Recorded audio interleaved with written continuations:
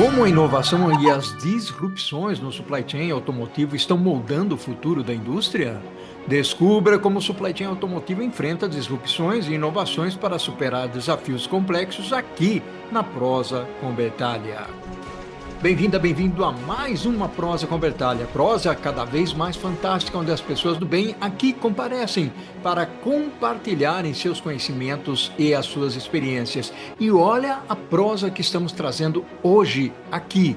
Supply Chain Automotivo, inovações, disrupções e desafios. Hoje exploraremos o supply chain no segmento automotivo, um setor desafiador que enfrenta inovações tecnológicas, mudanças regulatórias e disrupções globais. Com a transição para veículos elétricos, pressões por sustentabilidade e avanços digitais, as cadeias de suprimentos precisam ser ágeis, resilientes e inovadoras.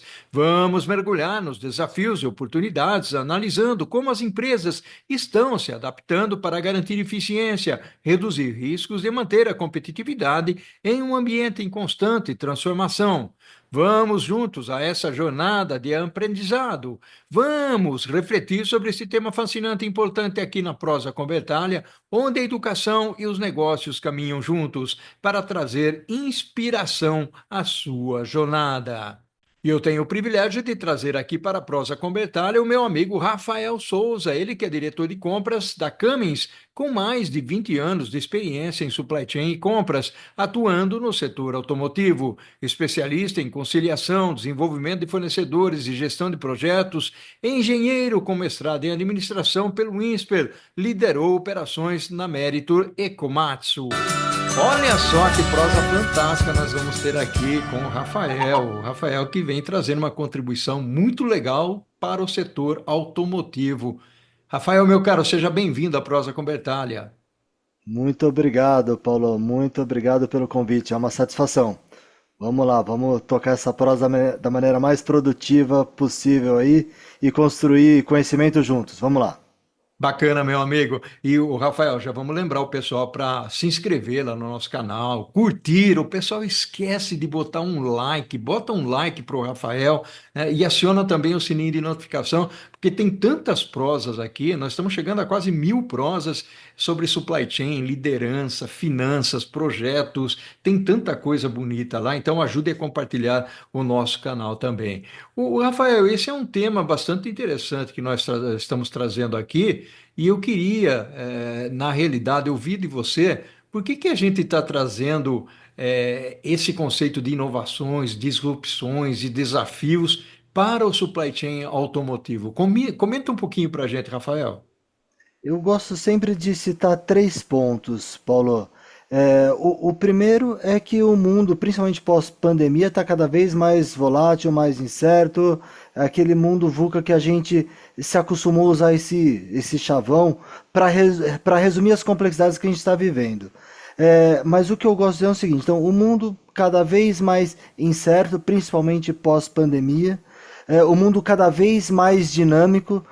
Semana passada a moda foi a nova inteligência artificial produzida ou desenvolvida aí pela China. Então a gente está precisando buscar respostas cada vez mais rápidas. E o desafio do supply chain, da cadeia de suprimentos, que sempre foi grande, porque eu costumo dizer que sempre teve que trabalhar com essas incertezas na relação cliente e fornecedor. Agora você tem tudo isso misturado, então ele ficou sim mais complexo e a gente, enquanto gestor, enquanto profissional que gosta dessa área, tem que buscar estar mais preparado e encontrar mais soluções. Então, poxa vida, a gente passou o ano passado inteiro no meu setor automotivo, enfrentando muita dificuldade com aquela situação no Mar Vermelho. Então, o tempo de trânsito dos navios que vinham principalmente da Ásia para o Brasil aumentaram em 13, 15 dias, fora o custo. Poxa, como a gente. Não dava para prever, não dava para prever aquela. Vamos falar chamar de guerra, ou o conflito, para ser mais polido aqui. Não dava para prever esse conflito e não dava para prever essa reação lá dos rebeldes. Mas, poxa, uma vez que aconteceu, como a gente vai reagir? Então, tendo software para monitorar variação de custos de frete, tendo ferramentas e parcerias para a gente buscar de maneira rápida uma solução robusta, e tendo a iniciativa, né? Porque não basta só ter ferramenta, ter conhecimento, se a gente de fato não tiver aquela motivação para agir, a gente não teria conseguido passar por esse período como a gente vem passando. Então, sim, o mundo está mais complexo e a gente, como amante desse setor, tem que estar preparado, tem que estar atento a isso e usar as tecnologias que estão aí e elas estão se renovando cada vez mais rápido, Paulo. Ah, legal, fantástica essa sua introdução relacionada aí a tantos problemas que de alguma maneira impactam, afetam aí a nossa querida cadeia de abastecimento. E dentro dessa perspectiva que você está trazendo, eu já queria pegar como gancho tudo isso que você comentou, Rafael, e perguntar o seguinte para você: quais são as principais disrupções, na sua visão, que as empresas automotivas enfrentam atualmente em seu supply chain? Olha, Paulo, eu diria que é bastante sazonal, né? Aliás, para quem acompanha o setor automotivo no Brasil, eu diria que a cada ano você tem uma variável diferente. Eu tava conversando com dois colegas, na verdade, um responsável pela engenharia nos Estados Unidos na semana retrasada e o líder direto dele, que por sua vez fica na Europa. E a gente estava repassando os nossos volumes de produção, tudo aquilo que aconteceu nos últimos 15 anos, né? Eu resgatei principalmente ali após aquele 2008 fatídico, né? Então, por exemplo, você pega o setor de caminhões e ônibus que eu estou mais próximo. Toda vez que existia uma mudança de legislação, todas elas positivas, tá? Redução de poluente ou adoção de ABS, ou seja, todas as mudanças de legislações positivas para o usuário, para o cliente final e para o transporte como um todo. Mas sempre que existiu essa mudança de legislação, ainda que fosse que todo mundo de alguma maneira soubesse que ia gerar um impacto, os impactos gerados, os picos de produção, a falta de planejamento foi muito pior do que se esperava. Então, assim, em 15 anos eu posso te listar pelo menos 4 mudanças de legislações relevantes que geraram picos e que a cadeia como um todo não tava preparada para isso. Então, pensando sempre em fatores externos, a primeira, e aí eu não quero aqui criticar governo A, governo B, porque independe. A gente teve essas mudanças de legislações em todos os governos. Mas esse é um fator externo que sempre vai causar uma instabilidade para a nossa cadeia, principalmente no setor automotivo. E aí você tem, olhando para o nosso setor, as dinâmicas de país que a gente conhece bem, mas a gente sabe que a gente está muito conectado com tudo que acontece lá fora. Então, no ano que a economia americana vai bem e que eles precisam importar mais, a gente pode servir como uma fonte alternativa para eles. Isso acontece na Europa, isso acontece na China, mas acontece também o oposto. Então, num ano em que essas cadeias não vão tão bem, que esses mercados não vão tão bem, aí todo mundo olha para o Brasil, porque aí o Brasil passa a ter um protagonismo maior. Mas, poxa, sempre que isso acontece, existem aquelas empresas que se prepararam para exportar, que fizeram investimentos e que de repente não tem mais aquele volume, aquela receita para ajudar a pagar todo esse investimento. E acontece também aqueles casos, as empresas que, principalmente no Brasil, também de 2008 para cá, aquelas que se endividaram projetando uma exportação, projetando um volume de vendas que acabou não se concretizando. Então, assim, se eu fosse resumir esses fatores externos, tanto de legislação, que aí é Brasil, mas quanto dessa interdependência com as economias globais, são dois fatores sempre presentes. Nos diversos setores da economia, a gente vai ver mais, vai ver menos. De novo, você sabe do meu histórico, então eu tenho sim um viés automotivo, mas o grande desafio que eu lanço para a minha equipe, para os meus colegas e para os meus parceiros de negócio é como a gente, já que algumas coisas não são previsíveis, como aquelas que são, a gente consegue compartilhar melhor, esclarecer melhor. Eu costumo usar um termo no meu dia a dia, um termo que eu tive a oportunidade de conhecer quando eu fiz meu mestrado em administração. E é um termo que eu trago do mercado financeiro, que é assimetria de informação, né?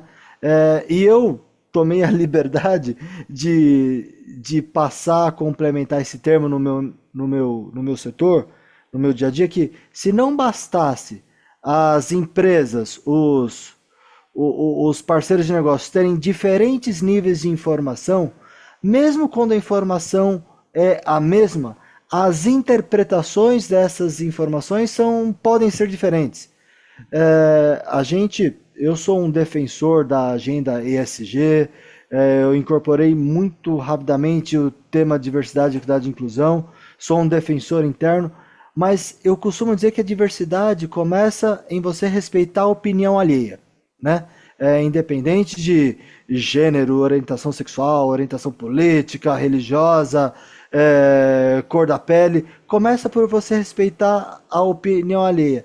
E a gente tem que saber que as diferentes faculdades, as diferentes empresas, as diferentes culturas tratam um determinado problema, uma determinada situação de maneiras distintas.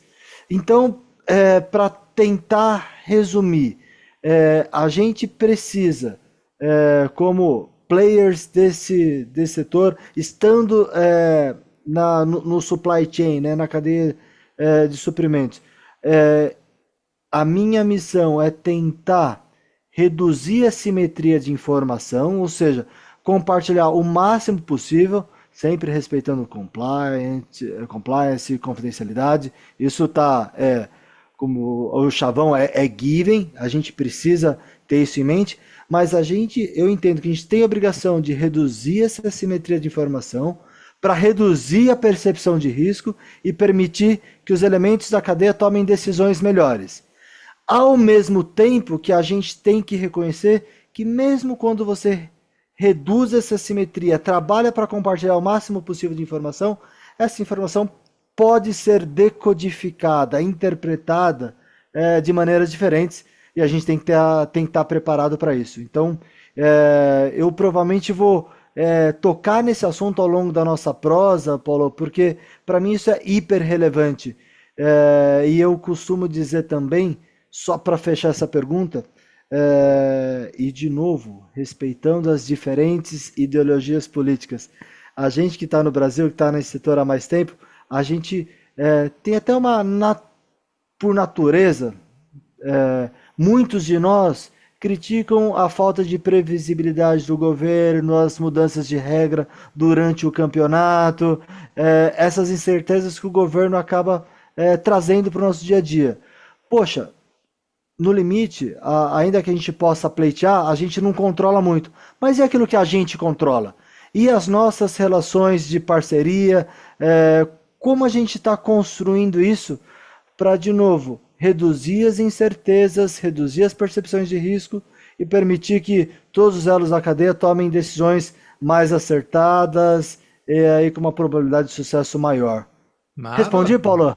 Maravilha, meu amigo. Bacana demais esse ponto que você trouxe aí. Gostei muito, realmente. Você foi fundo, né? Ou seja, fez uma leitura bastante abrangente, dos principais, problemas, desafios, inclusive, aí que eventualmente podem acontecer, na cadeia de abastecimento em supply chain. Eu queria mudar um pouquinho o tom de conversa agora, ô Rafael. Nós falamos muito sobre tecnologia hoje em dia, né? Ou seja, a tecnologia faz parte das organizações, ela está presente, é difícil você desvincular as coisas, em função da tecnologia, ela permeia as nossas vidas, seja no pessoal, seja no profissional. Como que a digitalização e a indústria 4.0 impactam as operações de supply chain, no setor automotivo, na sua visão, o Rafael? Deixa eu dividir minha resposta em duas partes. Primeiro, eu também costumo dizer que o óbvio precisa ser dito. E o óbvio é que está tudo muito rápido, tudo muito dinâmico e a gente tem que estar atento. É, E eu digo isso porque a gente está num momento, na minha visão, de transição muito importante. Acho que a inteligência artificial está vindo para mudar. Como eu disse na pergunta anterior, ainda tem muita preocupação em relação à confidencialidade de dados, o que, que as empresas estão podendo e estão dispostas a dividir com uma inteligência artificial pública naquilo que diz respeito aos seus dados do tipo custo, do tipo margem, preço ou mesmo estratégia. Mas a primeira parte da resposta é: tá tudo muito dinâmico e inteligência artificial, ao que tudo indica, veio para ficar. Então a minha segunda parte da resposta vai ser concentrada naquilo que eu já vejo adotando e já vejo sendo adotado e vejo como agregando valor para as corporações. Mas eu precisava começar pelo fim, porque, de novo, esse assunto está muito evidente, está muito em pauta, ainda que a gente esteja passando por esse processo de entender como vai ser a aplicação dele no dia a dia para suportar as tomadas de decisões. Por enquanto está mais como apoio, como referência, como consulta.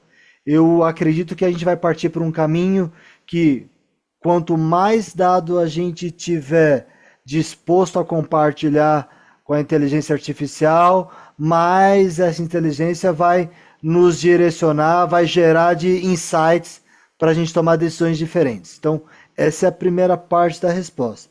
A segunda parte, Paulo, tem muita tecnologia já disponível e as corporações elas estão em diferentes níveis de maturidade, né? A gente sabe disso. A gente sabe que às vezes empresas multinacionais acabam tendo em várias situações mais acesso às novas tecnologias, novas ferramentas, enquanto que às vezes as nacionais, por muitas vezes as nacionais precisam de daquele senso empreendedor do dono, do presidente ou de algum colega novo.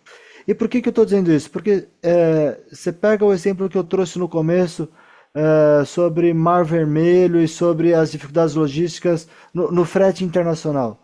Poxa, hoje tem tantos sistemas, e eu não vou fazer aqui merchandising de ninguém, mas tem tantos sistemas que nos permitem acompanhar navio, acompanhar se uma determinada carga sofreu transbordo, monitorar preços de frete,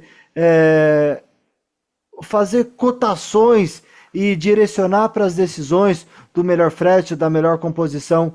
Tem várias ferramentas que estão substituindo aí as planilhas Excel, os e-mails, e que, poxa, nem todas as empresas estão usando.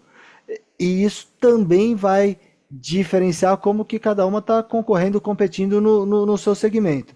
Então, assim, eu queria destacar, eu tenho tido experiências muito boas com gestão de frete internacional, tem ferramentas importantíssimas aí, e tem as ferramentas de should be cost, que na nossa área vai estar sempre sendo aprimorado. Então, tem bastante coisa aí e a gente tem que ficar atento, Paulo. Maravilha, meu amigo, que prosa fantástica nós estamos trazendo aqui. Rafael trazendo uma baita de uma contribuição na prosa com a Bertalha. Rafael, nós estamos terminando o primeiro tempo da nossa prosa aqui. Vamos fazer o seguinte: a dona Corujinha falou, ela apertou o botãozinho e ela falou: eu quero tomar uma água, um café, né? Apesar de que coruja não toma café, certo? E nós vamos para o segundo tempo, pode ser, Rafael? Combinado, Paulo.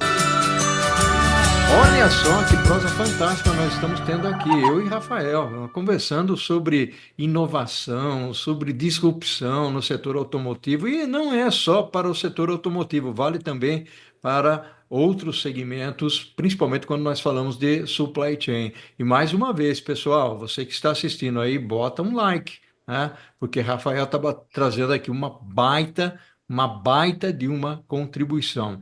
O Rafael, você mencionou lá no início a parte de ESG, né? E você também mencionou que você trabalha, seu foco é a parte de caminhões, de ônibus. Como que a indústria automotiva lida com a demanda crescente por sustentabilidade na cadeia de suprimentos, o Rafael? Olha, Paulo, a cadeia está em diferentes níveis, né? Tem algumas empresas abraçaram essa pauta já há mais tempo, outras ainda estão em processo. Mas ainda que se discuta uma eventual ajuste ou moderação, principalmente vindo por conta da influência norte-americana e um novo presidente que parece não ser tão adepto de promover essa pauta, enfim, talvez por ter outras prioridades, eu acho que a nossa cadeia passa pelo mesmo dilema.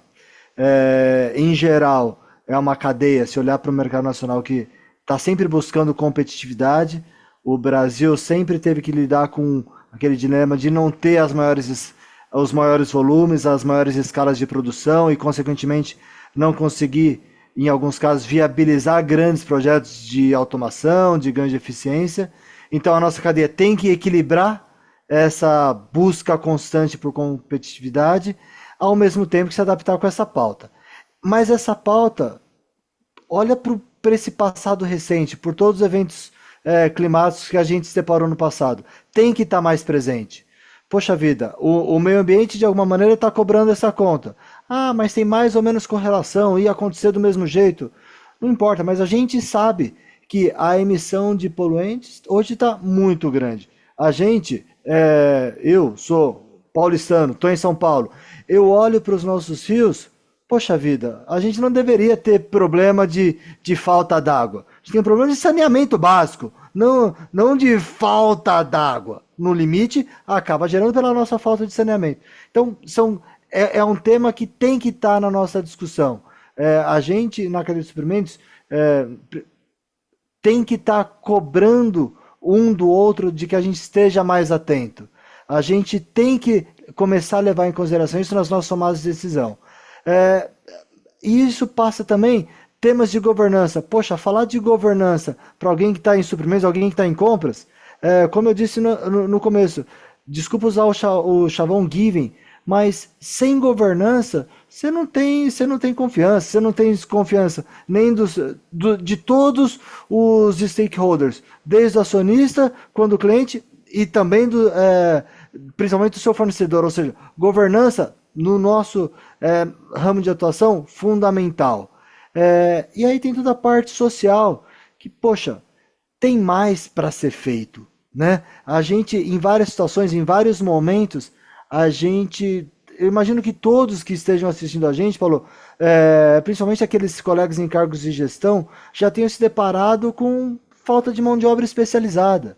E aí, a gente, em determinadas situações, vai passar por um problema de falta de mão de obra especializada, mas vai passar também em algumas situações como falta de mão de obra como um todo. A gente precisa, de alguma maneira, ser atraente para esses jovens, para aqueles que estão ingressando no mercado de trabalho.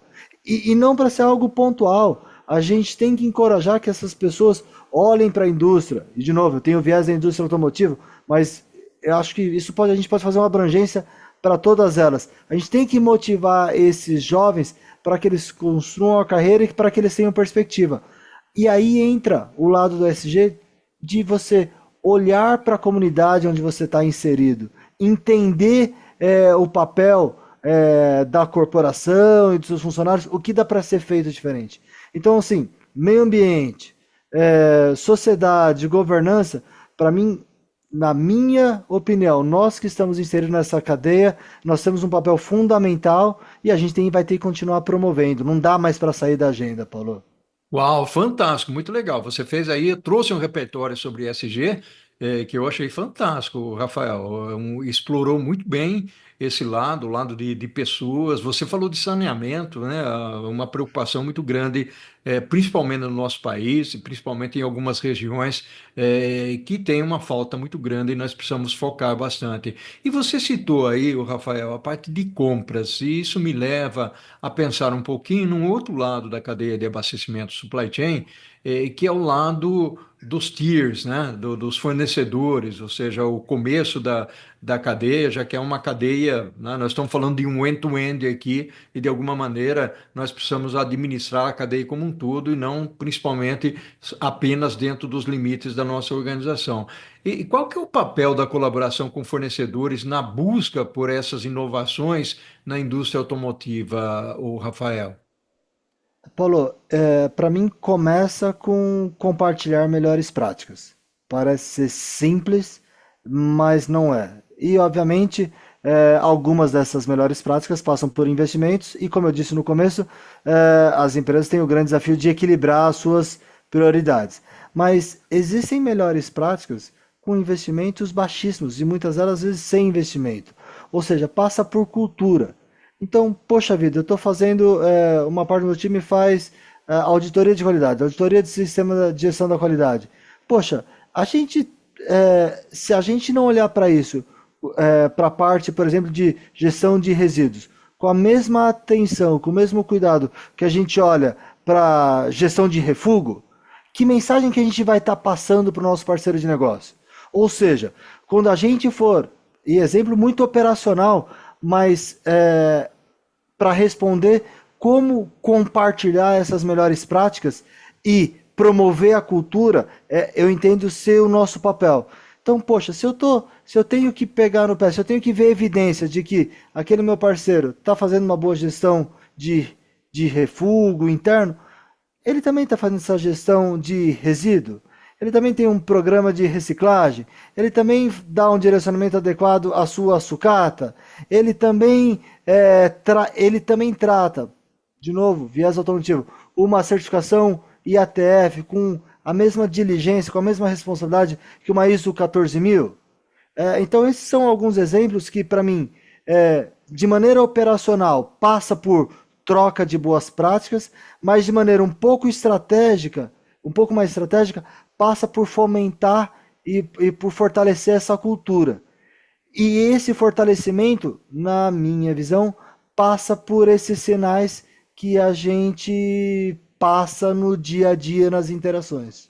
Maravilha. Meu amigo, eu tenho uma pergunta aqui que eu gostaria de explorar com você, até porque nós já falamos um pouquinho de tecnologia, de inteligência artificial, mas tem algumas tendências acontecendo, principalmente no segmento automotivo, né, que eu gostaria de conversar um pouquinho contigo para que você pudesse compartilhar os seus conhecimentos, as suas ideias e visão.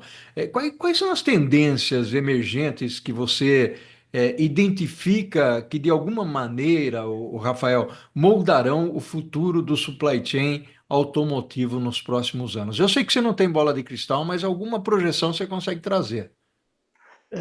Você diz respeito principalmente à utilização de AI, como eu comentei anteriormente, ou como Ah, nós tecnologia podemos como um trazer todo? aqui, já que nós estamos na prosa, né? Nós podemos trazer aqui a inteligência artificial, de certa forma, você já trouxe, mas tem aí a situação de carros elétricos, de veículos autônomos, tal.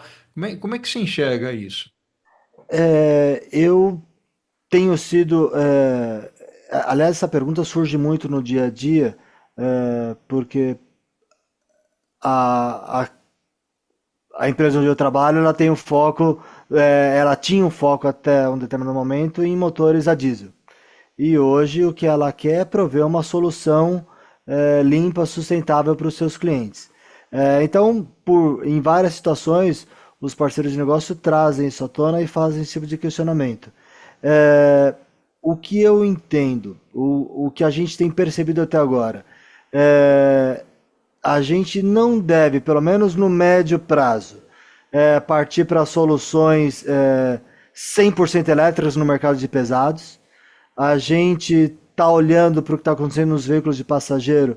As soluções de veículos híbridos têm sido uma tendência, tem ganhado forma. Então, a gente acredita que a busca por sistemas é, de trem de força mais eficientes, isso vai continuar existindo.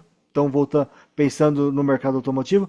E a gente acredita também que tem espaço para soluções híbridas, tá? Não necessariamente o motor a combustão convencional, mas também não necessariamente o 100% eletrificado. A gente vê espaço para soluções híbridas e eu particularmente acredito bastante.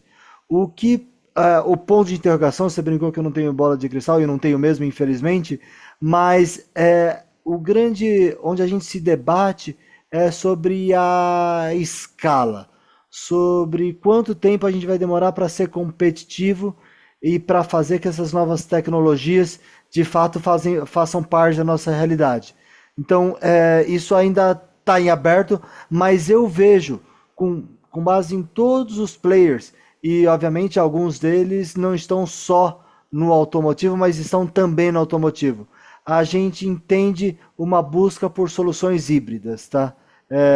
Tentando equilibrar e particularmente eu não vejo ninguém falando de uma solução disruptiva da noite para o dia.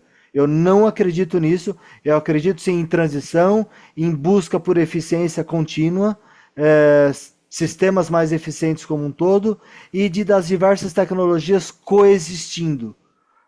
E obviamente em alguns segmentos se especializando ou acreditando mais numa solução, enquanto que outros não necessariamente vão adotar a mesma solução. Então eu vejo coexistência e vejo muito espaço para soluções novas. Então eletrificação para mim veio para ficar. 100% elétrico? Acho pouco provável. É, e aí, mais uma vez, instabilidade ou incerteza que a gente vai ter que ir se adaptando, Paulo. Maravilha! Meu amigo, nós estamos chegando ao final da prosa com Bertalha, uma prosa realmente fantástica. Passou muito rápido aqui, Rafael trouxe uma Sou muito contribuição muito rápido. legal. Gratidão enorme, Rafael. Desse jeito eu vou ter que me convidar para voltar, Paulo. Bacana demais, meu amigo. Sou muito grato pela sua participação aqui na prosa com Bertalha, Rafael. Ao infinito e além, meu amigo. E o que nós fazemos em vida ecoa na eternidade. Gratidão, Rafael. Muito Tchau, bom. tchau. Obrigado, Paulo. Obrigado.